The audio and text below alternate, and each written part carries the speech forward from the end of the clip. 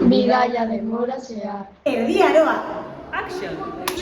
Mila bostehun eta berrogeita hamar urte Erroman erromatar inperioa amaitu zen, eta imperio handi hori erreinu ezberdinetan banatu zen. Erreinu horietako baten erreinak Tami eta Tania ziren. Tami maitea, gure feuda eta konekazariak ikusten.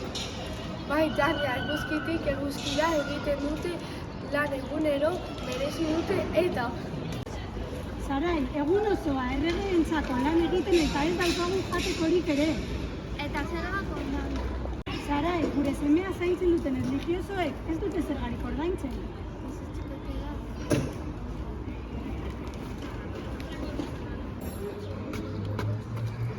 Kaixo.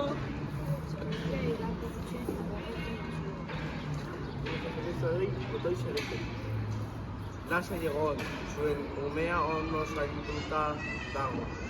Aurrera egin zuten eta bizitzak berdin jarraitu ziren Tami eta Tania erreinen bizitza erosoa gozatu zuten, eta Sarai eta Iratxe haien bizitza osoan oso gogor lan egin zuten.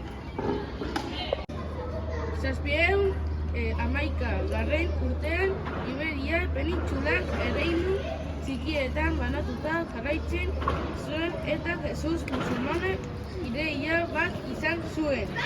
Iberia penintsula erreinu txikietan banatu dagoela, aprobetxatu zergatik ez dugu konkistatu. Ideia ona, Jesus. Pentsatu eta musulmanek Iberia penintsula konkistatu zuten eta otoi egiteko meskita asko eraiki zituzten. Hainbat urtean katolikoek eta musulmanek Iberia penintsula partekatu zuten. Jesus, basatoz otoitze egitera ala jainkoari. Korona hartuko dut eta banoa. Venga, ba. Bitartean, Elizara goaz? Bai, Eberin abizatuko diot eta bagoaz. Ni bilbia irakurtzen geratuko naiz. Aro modernoa. urteek aurrera egin zuten eta musulman guztiek Iberia penintsula utzi zuten 1492 urtean. Urte batean, Cristobal Colón izeneko marinelak ideia bat eduki zuen. Dirua behar du Indiarako bateko Afrikako inguraketari. Gainera lurra laua da eta jauziko zara. Bidaia oso luzea da. Portugaleko erregeek ez zioten lidurik eman eta Gaztelako erregeengana joan ziren dirua eskatzera. Dirua behar du Indiara joateko. Dirua ez, baina 3 itsasontzi emango dizkizuet. La niña, la preta eta la Santa Maria. Eskerrik asko tripulazioa bilatuko dut eta nira Santa Maria joango naiz. Bidaia honi esker aro berri bati eman genion hasiera aro modernoari, honi esker merkataritza garatu zen eta klase sozial berri bat burgesa. Antonio, hasiera goaz, betareko horien bidau, eriotx handia irabaziko dugu horrekin, aberatsak gara, baina zergak ordaintzen jarraitzen. Ez pribilegiatu batzuk dirua irabaztea lortu zuten, baina beste batzuek oso bizitza baldintza txarrak edukitzen jarraitu zuten. Zenbat lan egiten dugu eta zein txartu bizi garen. Jo, Aro gadakideo. merkataritzak aurrerapen asko ekarri zituen, baina herritarrak ez zeuden guztik pozik.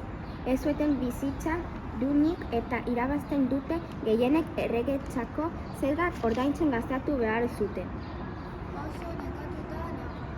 Gure bizitza ez da bidezkoa. Zer egin dezakezu hori konpontzeko? Eta denak elkartzen bagara, indartsuagoak izango gara. Errege kontra egin beharko dugu. Eta horrela egin zituen 1789 urtean Frantziako hiritarrak elkartu eta euren eskubideek defentsatzeko iraultza bat antolatu zuten, Frantziako iraultza. Egalite, igualite. Gainera, monarkiaren kontra zeudelen demokraziako herriko enparantzan erregi burua moztu zioten. Baina zergaitik egiten diguzue hau? Laguntza mesede! Errepublika nahi dugu erregerik ez eta gu geu hautatutako presidentea. Frantziako iraultza hainbat aldaketa ekarri zituen. Gizarte horretako gizartean leku batzuetan monarkia ezagertu zen eta errepublika bihurtu zuten. Hau da, erregina gabe herrialdeak. Ni presidentea naiz, erregerik ez dagoen leku batean. Tami, beraz, errepublika batean bizi zen. Herrialdean presidentea eta errege dago. Evelyn ordean monarkia parlamentario batean. Eta hau da gure historia Erromatar Imperioa amaitu zenetik. Gaur egun arte gizarte aldatu eta elkartatuz joan da. Teknologia berriak garatu dira. Bidaiatzeko modu azkarragoak. Eta ahal den neurrian hobekuntzak egon dira gizartean. Baina gauza asko daude oraindik aldatzeko eta hurrengo batean kontatzen espero dut. Orduan, arte. Ondo izan!